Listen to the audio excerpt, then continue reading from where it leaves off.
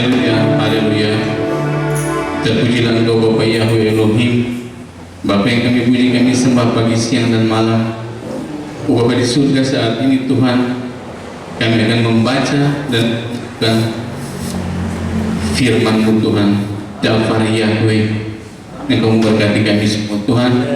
Berikan kami telinga yang siap mendengar hikmat berasal daripada-Mu Tuhan, supaya kami bisa tahu, bisa mengerti apa yang menjadi maksud isi hati ya PKM tempat kami beribadah ini Tuhan. Engkau tembus dengan kuasa darah-Mu segala kuasa iblis, kuasa gelap, kuasa setan yang coba mengganggu peribadatan kami tolak, kami patahkan dalam nama Tuhan Yesus Masiah.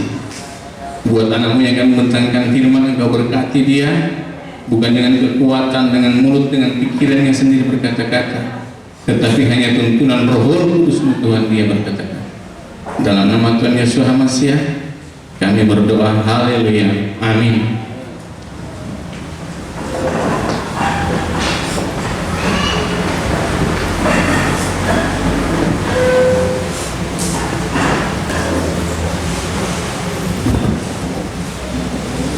Shalom Bapak Ibu yang dikasih, kita akan merenungkan firman Tuhan di pagi hari ini. Saya mengambil dari Perjanjian Baru. Perjanjian Baru Lukas 12 ayat 29. Saya memberi judul hidup diliputi kecemasan.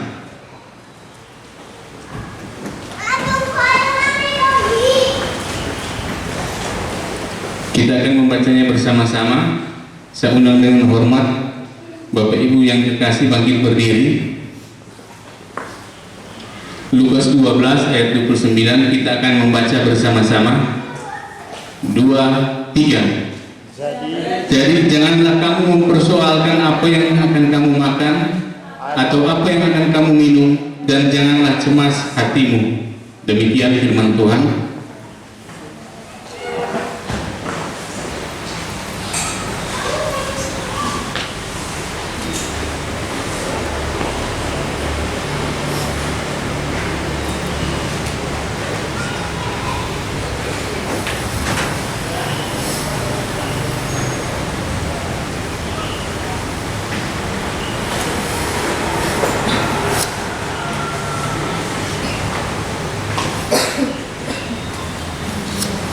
Nah, kebutuhan primer utama manusia itu ada 3. Tapi ketiga kebutuhan ini bisa membuat orang menjadi cemas. Yaitu yang pertama minum makan, kemudian pakaian, ketiga rumah, tempat berteduh. Coba kita akan melihat satu-satu. Minum dan makan itu mau kita harus minum dan makan. Tetapi firman Tuhan katakan bukan makanan yang lezat atau makanan yang sedap. Justru kalau kita lihat di gambar ini, karena makan sedap akhirnya tidak sehat. Kalau doa Bapa kami kan Tuhan katakan, berikanlah kami pada hari ini makanan kami yang sehari-hari, atau makan yang secukupnya. Alkitab yang menuliskan makan sekenyang-kenyangnya atau makan selesat-lesatnya. Ada dulu cerita waktu saya sekolah Alkitab, ada dia pendeta gembala di Nado Utara. Tengah malam jemaatnya datang ke dia, minta didoakan. Baru si gembala tanya, kenapa? Saya makan RW dengan bir. Pendeta, itu salah. So tahu RW itu daging panas. RW juga kan kalau di Alkitab tidak tulis orang makan anjing. Kemudian minum dengan bir, tentu nggak sakit. Karena firman Tuhan katakan makanan yang secukupnya. Nah, anjing itu kan kalau orang tidak terbiasa, tentu dia ada yang alergi, dan kalau sudah berumur dia panas. Saya dulu juga hobi itu. Kalau malam saya harus buka baju, panas. Itu makanan yang tidak sehat. Makan anjing kemudian minum bir. Jadi firman Tuhan bukan makan yang sekenyang-kenyangnya, selezat-lezatnya, tetapi makan yang secukupnya. Sehari-hari kita makan, tetapi makan yang secukupnya. Biasanya orang kalau kebutuhan perut terpenuhi selalu merasa cemas.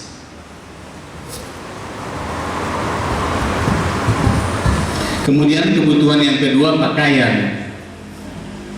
Pakaian di sini bukan berarti harus pakaian yang mewah, modis. Pakaian ini ada yang mungkin kalau dicabut 10-20 ribu, ada yang 100 ribu, ada yang sampai jutaan. Bayangkan kalau pakaian sampai jutaan. Tetapi di sini dikatakan cuma pakaian yang layak dan sopan. Jadi memang pakaian untuk tempat kita berlindung diri. Kalau kita di sini harus pakaian yang sopan.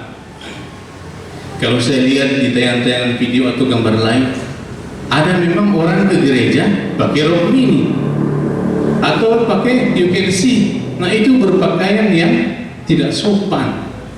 Apalagi kalau mau ke gereja beribadah. Jadi kalau kita ke gereja, alangkah baiknya kalau berpakaian yang sopan. Ada orang juga yang memang tidak mau, karena mereka pikir berpakaian harus yang modis kayak gambar ini, yang trendy. Tetapi firman Tuhan katakan kebutuhan primer ini orang menjadi cemas karena merasa kalau di gereja mesti tampil lain daripada yang lain. Kalau mau tampil beda itu pergi di mall. Kalau mau pergi gereja berpakaian yang pantas dan sopan. Kemudian kebutuhan yang lain adalah tempat berteduh. Tempat berteduh tentu yang layak dan sehat.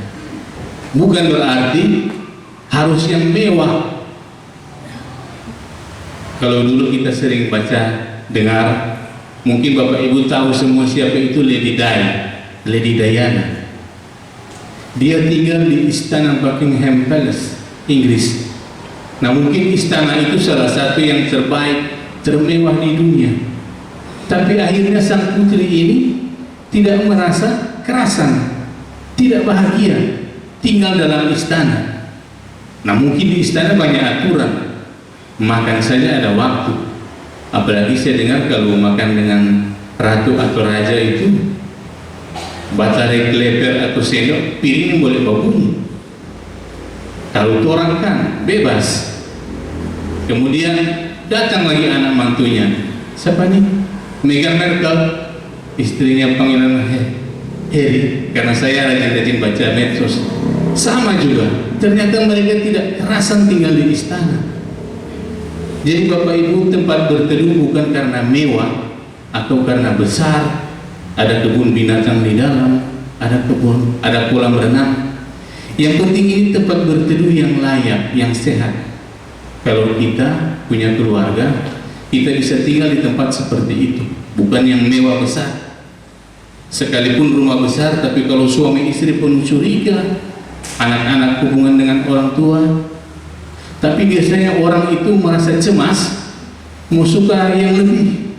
Kalau punya RS3 anak, ya kalau boleh ada lebih bagus lagi, lebih bagus lagi, lebih bagus. Hal itu bisa membuat orang merasa cemas, Bapak. Nah, apa itu cemas? Kecemasan adalah suatu istilah yang menggambarkan gangguan psikologis yang dapat memiliki karakteristik yaitu berupa rasa takut, prihatin terhadap masa depan, khawatir yang berkepanjangan, dan rasa gugup. Rasa cemas memang biasa dihadapi oleh semua orang. Nah, itulah definisi cemas, menggambarkan gangguan psikologis yang dapat memiliki karakteristik berupa rasa takut, prihatin terhadap masa depan, khawatir yang berkepanjangan, rasa gugup. Rasa cemas itu selalu dimiliki oleh setiap orang. Penyebab kecemasan, penyebab pasti rasa cemas tidak diketahui, namun terbukti bahwa rasa cemas disebabkan oleh kombinasi faktor-faktor tertentu. Seperti gangguan mental lain, rasa cemas disebabkan oleh gagalnya saraf-saraf otak untuk mengontrol emosi dan tidak takut. Ini secara medis. Contohnya stres dapat mengubah alur komunikasi sel-sel saraf dalam sirkuit otak. Hal ini akan mengubah struktur atau bagian otak tertentu yang mengontrol emosi. Kemudian penyebab kecemasan yang lain adalah faktor lingkungan, seperti trauma masa kecil, contohnya kekerasan dalam rumah tangga, kehilangan orang tua, dan lain-lain, atau masalah besar dalam hidup, contohnya krisis keuangan dan gagalnya hubungan asmara dapat memicu kecemasan. Gejala-gejala kecemasan juga disebabkan oleh gangguan sistematik seperti hipotiroidisme, masalah endokrin, gula darah rendah, kekurangan kalsium, dan penyakit jantung.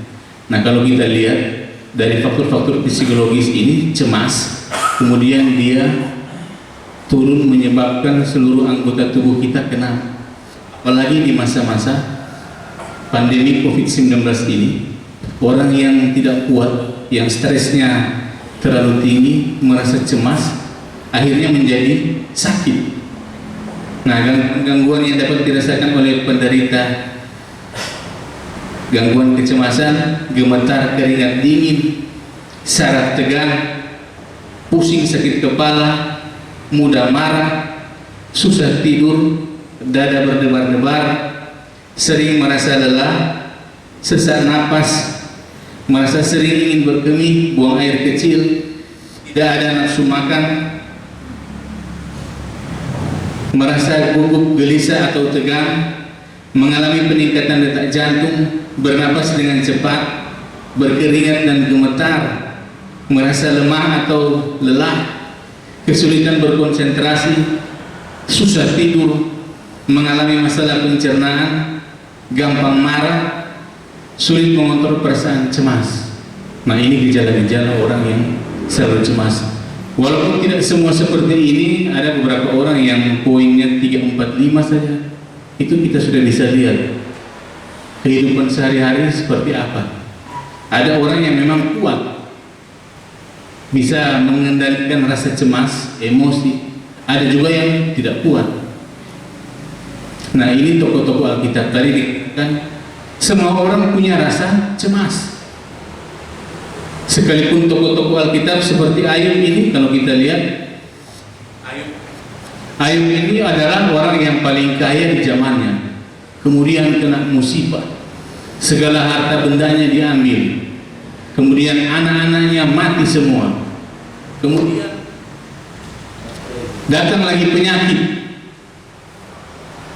penyakit borok, tubuhnya merasa gatal, jadi dia ambil beling dari ujung jari kaki sampai tempurung kepalanya, dia garuk, tinggal mata saja kelihatan.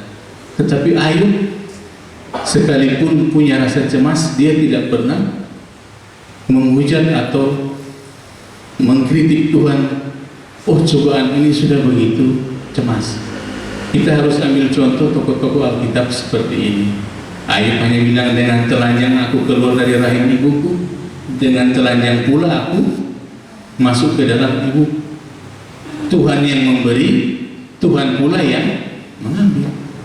Tidak ada kata menggerutu atau mengeluh dari Ayub menghadapi cobaan masalah yang seperti ini. Raja Daud, kalau Raja Daud merasa cemas itu, dia tulis dalam kitab Mazmur bagaimana Daud harus dikejar-kejar oleh Raja Saul, dan dia tidak bisa membunuh Saul sekalipun Daud punya banyak kesempatan. Kenapa? Karena Daud berpikir Raja Saul itu yang diurapi oleh Tuhan, Tuhan yang pilih jadi raja. Kemudian Saul juga mertuanya, kemudian Saul itu juga raja. Nah, tapi rasa cemas dalam hati Daud itu dia tulis dalam kitab Mazmur. Di sini dikatakan dia memakai kata-kata seperti kewalahan, beban berat, tertunduk, terganggu, dan lain sebagainya.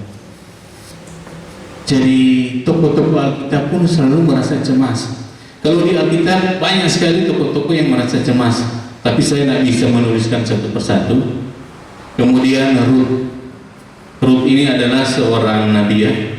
Dia bukan orang Yahudi, dia perempuan Moab.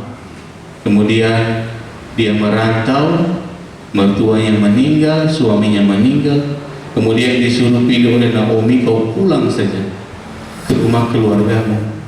Tapi Ruth bilang, Ruth tidak mau. Ruth tetap mengikuti Naomi.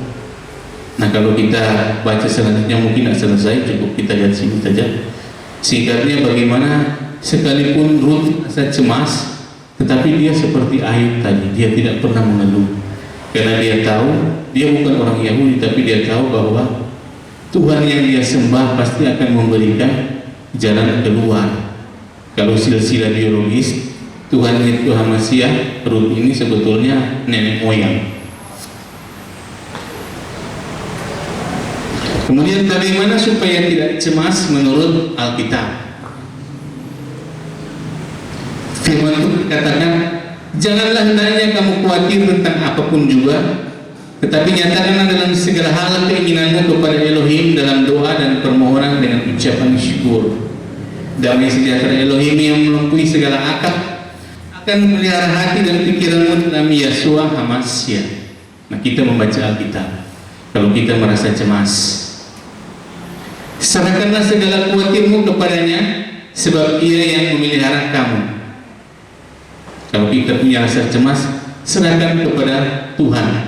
Janganlah hendaknya kamu khawatir tentang apapun juga, tetapi nyatakanlah dalam segala hal keinginanmu kepada Elohim dalam doa dan permohonan dengan ucapan syukur. Kembali lagi, serahkan kepada Tuhan. Nah, sudah setahun lebih pandemi COVID-19 belum berakhir. Tentu masih banyak orang yang merasa cemas. Kapan ini penyakit akan berlalu, akan berakhir? Dulu para ahli bilang 3 atau 6 bulan vaksinnya sudah dapat, sudah bisa. Tapi ternyata sudah setahun, tetap COVID-19 ini masih ada. Nah, orang tentu masih merasa cemas.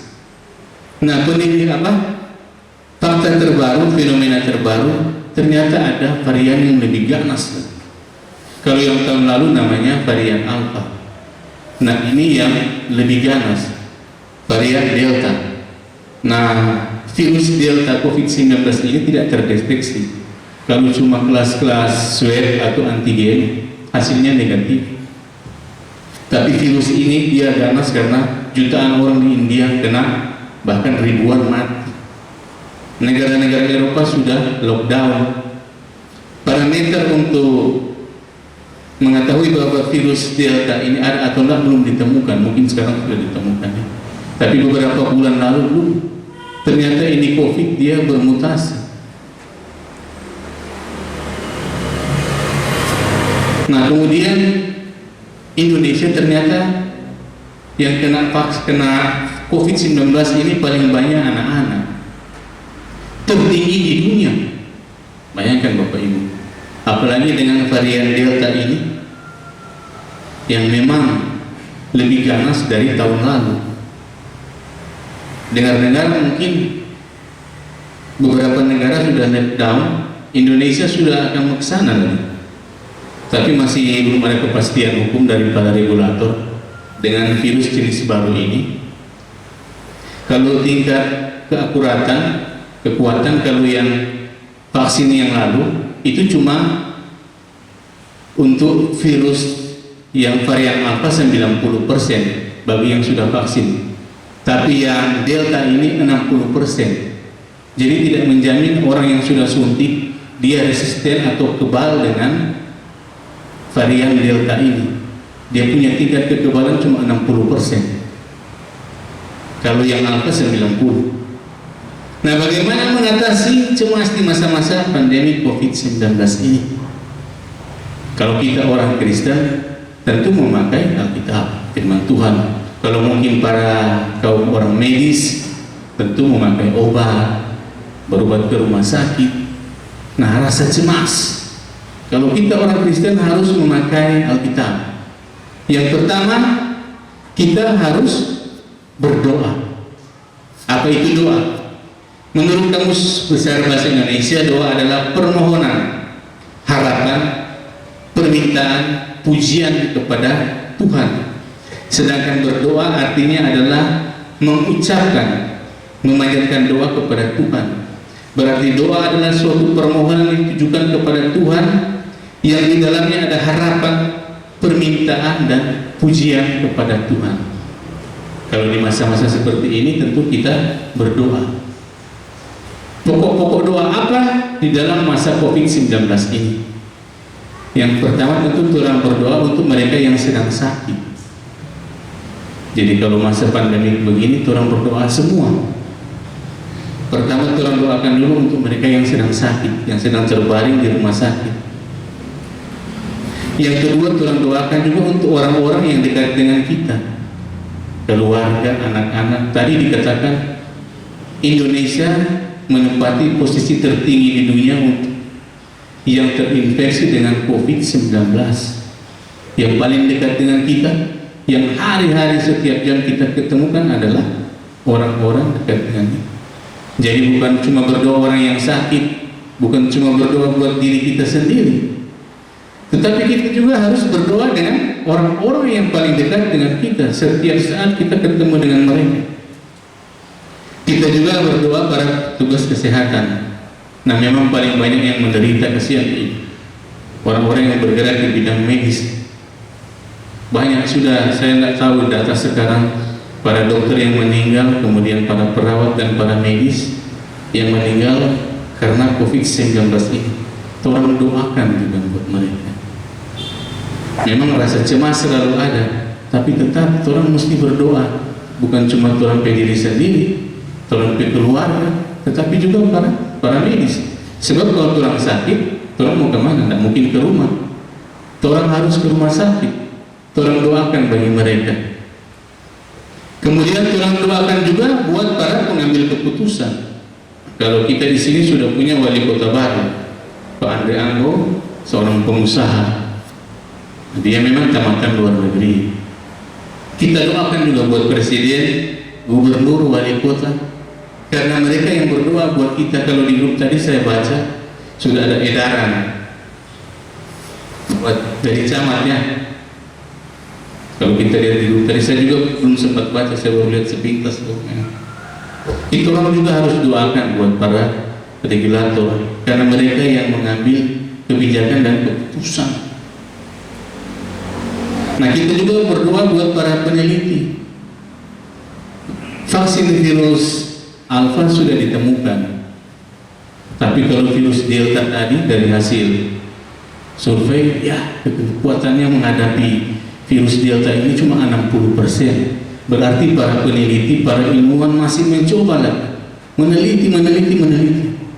Bagaimana caranya supaya virus yang terbaru ini, varian delta ini bisa dikalahkan. Kita berdoa juga buat para siswa.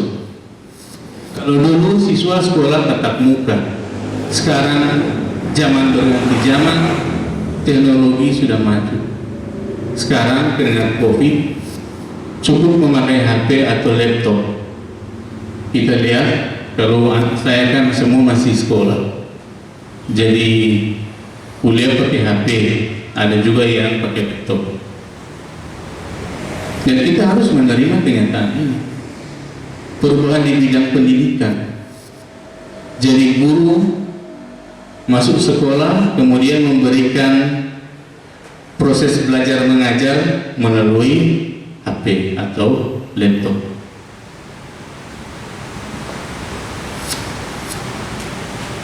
Nah, ini untuk mahasiswa. Memang dulu pernah ada rumor bilang begini, sengaja kata Bill Gates bikin ini virus supaya kalau virus berkembang, semua layanan tutup, kuliah secara daring atau pendidikan secara online begini, maka laptop dengan HP teknologi yang keras. Nah, itu cuma hoax saja, belum terbukti. Tapi memang sekarang kalau kuliah sudah begini. Jadi dosen dari kamar atau dari rumah, kemudian dia mengajar, muncul di layar laptop atau HP. Jadi kuliah sekarang tinggal tatap muka, interface dengan HP atau laptop, kemudian proses belajar mengajar memakai Zoom atau Google Meet. Kemudian dosen memberikan tugas, tinggal mahasiswa mengerjakan tugas dan kirim di Google atau Zoom. Nah, kita sudah menuju ke begini teknologi. Mau tidak mau kita harus terima. Semua ilmu saya rasa begini, kecuali kalau IPA atau eksak ada teori, ada praktikum. Kalau IPA kan praktikum, kalau dia kedokteran atau kesehatan pasti mesti masuk lab. Kalau ilmu teknik untuk merancang bangunan, atau kalau komputer elektro merancang website, bisa pakai aplikasi saja, kirim ke dosen. Nah, mau tidak mau kita harus siap menerima teknologi. Itu dampak dari COVID-19. Saya tidak tahu kalau berikut-berikut muncul lagi varian-varian yang lebih dahsyat. Sudah begini semua, nah, tidak ada lagi tatap muka. Kalau kita di kantor ada namanya artificial intelligence, apa itu? Kecerdasan buatan. Jadi kalau ke depan teller dengan CS sudah ada. Jadi tinggal mesin atau aplikasi, buka rekening, selfie foto, sudah sah itu. Bapak Ibu bisa mendapat buku tabungan dengan ATM. Dengan kalau sudah pakai ATM atau aplikasi di HP Android, tidak perlu mengantri di bank. Kalau mungkin yang pegawai negeri utama atau TNI Polri kan gajian sudah masuk lewat HP, sudah perlu lagi berantri di bank. So akan begini-begini nanti. Ini juga dampak dari COVID-19. Kemudian pabrik-pabrik sudah pakai tenaga kerja lagi, pakai robot, kecerdasan buatan. Jadi robot yang kerja. Kalau pengusaha lebih suka pakai robot karena tidak rewel. Kalau pakai tenaga kerja orang-orang terlambat gaji berdemo, apalagi THR terlambat kasih, ya tentu orang-orang marah. Tapi kalau pakai robot paling cuma isi akan bensin, oli, atau DP tenaga penggerak listrik. Mau tidak mau, suka tidak suka, dampak dari COVID-19 seperti ini. Nah, ini membuat orang merasa cemas. Kemudian kita doakan juga buat para pendeta dan pemimpin gereja yang terus-menerus melakukan social distancing. Kalau tahun lalu tolong mempelai hamba Tuhan door to door ke rumah. Jadi memang kalau hari Sabtu, hari Minggu orang mempelai ini susah. Saya juga bisa pahami, mulai dari ujung minut sampai di pinelin sampai. Itu semua dampak dari pandemi COVID-19. Orang doakan juga buat orang para mempelai, karena kasih orang kekuatan, spirit secara rohani. Jangan orang cuma berdoa buat orang pediri. Semua orang mesti doakan. Ini pokok-pokok doa. Dan yang kemudian bagi saya, karena saya bekerja, saya juga mesti berdoa di tempat saya bekerja. Kenapa? Karena COVID-19 ini banyak perusahaan yang bangkrut. Kalau perusahaan bangkrut ada pesangon. Beda kalau orang minta pengunduran diri. Kalau pengunduran diri ya paling-paling dapat 1 bulan gaji, 2 bulan gaji. Kalau perusahaan bangkrut, apa yang orang modal? Orang juga mesti berdoakan sama orang pimpinan perusahaan atau pengusaha yang orang kerja, karena pengusaha yang orang kerja itu kan memberikan berkat bagi orang. Ada kejadian di Mega Mall. Jadi saya senior, sudah pensiun. Nah, ada salah satu bank perkreditan BPR. Nah, dia memberikan kredit itu ada 2 kalau di bank. Kredit usaha, pembiayaan, dan kredit consumer. Itu biasa kalau punya gaji, orang boleh buat kredit. Kayak mau KPR, begitu, kredit auto, kredit pegawai. Nah, ini pegawai-pegawai di Mega Mall, ini BPR kasih kredit sebelum COVID tanpa jaminan semua itu. Ada 50 juta, 70, tergantung gaji. Kemudian datang COVID, macet itu, ribuan pegawai Mega Mall. Itu BPR, kalau logat Nado bilang hampir tadi itu puluhan miliar macet. Jadi pemilik BPR pun langsung PHK, DP direktur, 3 direktur, ganti orang baru. Mau bikin bagaimana? Itu first mayor itu, di luar perkiraan. Jadi orang juga kalau bekerja, orang doakan orang ke tempat kerja. orang bos-bos, orang pemilik perusahaan, supaya jangan bangkrut kasihan. Kasihan kesejahteraan buat kita. Nah, ini ada bagaimana mengatasi COVID di masa pandemi. Baca Alkitab. Ada suatu studi, kelihatan ini. Ini studi dilakukan di Amerika oleh American Bible Study dari Harvard University. Jadi mereka meneliti bagaimana ini penderita pasien dengan hubungannya membaca Alkitab.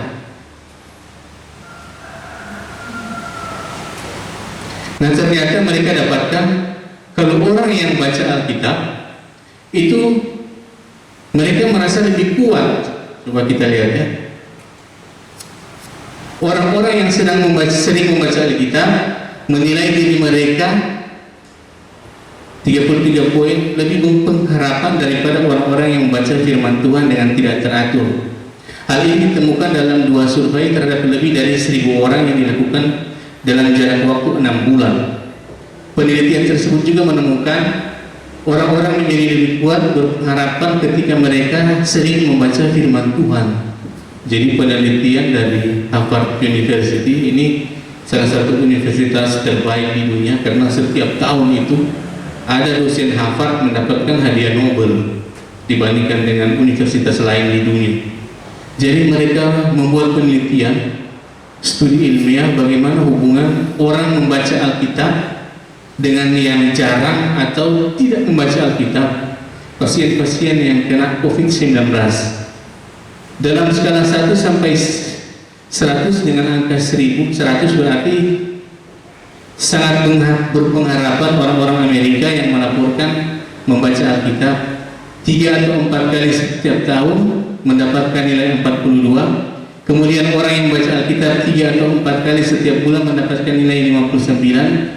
Yang membaca Alkitab 3 atau 4 kali setiap minggu mendapatkan nilai 66, dan yang membaca berkali-kali dalam seminggu mendapatkan nilai 75. Mereka bikin skor kayak begini kalau penelitian. Nah, penelitian itu ada 2 metode penelitian, kualitatif dan kuantitatif. Mungkin kalau yang pernah kuliah sudah sering dengar. Kalau yang kualitatif itu dia bersifat deskripsi, cuma berisi uraian gambaran. Kalau kuantitatif dia 3, korelasi, regresi, dan komparisi. Kalau yang seperti ini dia korelasi, jadi mengamati variabel satu dan variabel yang lain. Jadi misalnya kalau bidang teologi ya, mungkin Bapak Ibu kalau sering buka laptop atau HP tiba-tiba muncul kuesioner. Nah, contohnya kalau ilmu sosial, kalau bidang ekonomi, apakah Anda merasa puas dengan produk dari perusahaan ini?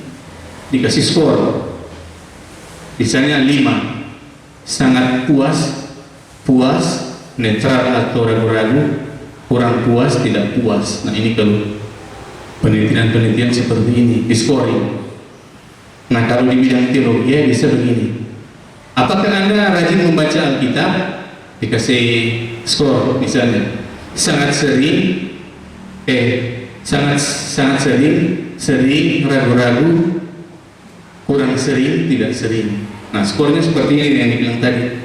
Ternyata kalau orang-orang yang membaca Alkitab, rajin membaca Alkitab, dari hasil penelitian ini di scoring.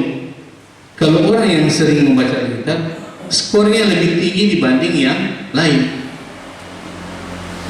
Nah, pembacaan Alkitab dibarengi dengan bentuk komunitas dan pemerintahan lainnya seperti misalnya gereja-gereja atau berpartisipasi dalam kelompok kecil. Nampak berkontribusi terhadap rasa kesejahteraan dan kebahagiaan orang-orang. Gereja-gereja memiliki peranan penting dan besar dalam berkontribusi bagi kesejahteraan masyarakat. Temuan-temuan ini konsisten dengan penelitian-penelitian sebelumnya. Nah, jadi kalau kita simpulkan tadi, ternyata orang-orang yang rajin membaca Alkitab, pasien-pasien COVID-19, mereka punya rasa cemas yang kurang dibanding dengan yang tidak pernah membaca. Bahkan dalam survei tadi dibilang ada yang 1 tahun cuma 3 sampai 4 kali membaca. Jadi mereka lebih rawan kena rasa cemas, yang akhirnya kalau rasa cemas berlebihan bisa menyebabkan bunuh diri. Orang kan kalau bunuh diri biasa dia sudah tulis kata-kata di secari kertas atau buku, saya merasa begini-begini, kemudian dia bunuh diri. Itu karena rasa cemas yang berkelebihan. Tapi kalau suatu hari baca 3-4 kali Alkitab, saya rasa dengan penelitian ini dari Harvard University memang betul-betul teruji. Jadi dalam masa-masa pandemik seperti ini, rasa cemas, kita harus rajin membaca Alkitab. Kalau tadi dikatakan rajin berdoa, juga yang kedua harus rajin membaca Alkitab. Karena Alkitab itu adalah firman Tuhan. Biar saya membaca. Karena itu aku berkata kepadamu, janganlah khawatir akan hidup, apa yang hendak kamu makan atau kamu minum, dan jangan khawatir pula tubuhmu apa yang hendak kamu pakai. Bukankah hidup itu lebih penting daripada makanan, dan tubuh itu lebih penting dari pakaian? Pandanglah burung-burung di langit yang tidak menabur dan tidak menuai dan tidak mengumpulkan bekal dalam lumbung, namun diberi makan oleh Bapamu yang di surga. Bukankah kamu jauh melebihi burung-burung itu? Jadi tolong jangan terlalu khawatir. Mau COVID ini, mau dapat PHK, nggak tahu mau ke mana, mau makan bagaimana, mau pakai baju bagaimana, berteduh bagaimana. Kemudian aku ingin Tuhan Elohimmu memegang tangan kananmu dan berkata kepadamu, jangan takut, akulah yang akan menolong engkau. Kembali lagi firman Tuhan katakan, jangan takut. Sebab Elohim memberikan kepada kita bukan ketakutan, melainkan roh yang membangkitkan kekuatan, kasih dan ketertiban. Jangan sampai kita dihantui oleh rasa cemas. Kemudian yang ketiga, setelah berdoa, membaca Alkitab, berpuasa. Kalau kita lihat di sini, biar saya cuma sepintas saja, berpuasa itu tercatat dalam Alkitab.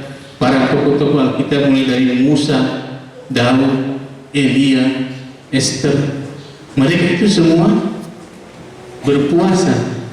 Sampai yang terakhir Yesus masih ada Paulus dan Barnabas. Saya punya teman muslim, saya tanyakan, saya masih di sekolah dulu, kenapa kalian berpuasa? Sebab itu kan saya sekolah belum masuk di gereja-gereja seperti ini, belum ada pengajaran puasa.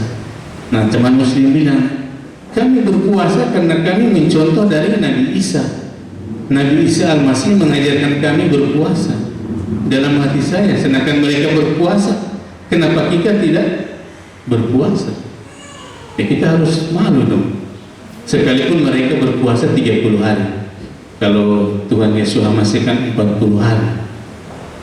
Nah, mereka sedang mencontoh dari Nabi Isa. Kenapa kita tidak berpuasa?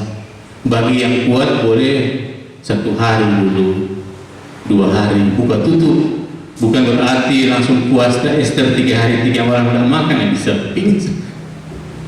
Malah dikira karena COVID, padahal karena puasa. Dilatih dulu organ-organ tubuh pencernaan kita bagaimana untuk berpuasa.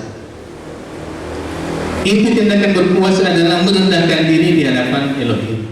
Jadi kita melihat contoh-contoh para tokoh Alkitab bahwa mereka berpuasa sebagai bagian dari penyembahan kepada Elohim dan merendahkan diri di hadapan Elohim. Maka puasa sekaligus menjadi pengakuan bahwa kita hidup memerlukan keterlibatan Elohim. Nah, kemudian bagaimana mengatasi cemas di masa pandemi COVID? Selain berdoa, baca Alkitab, ambil puasa, perbanyak kegiatan ibadah.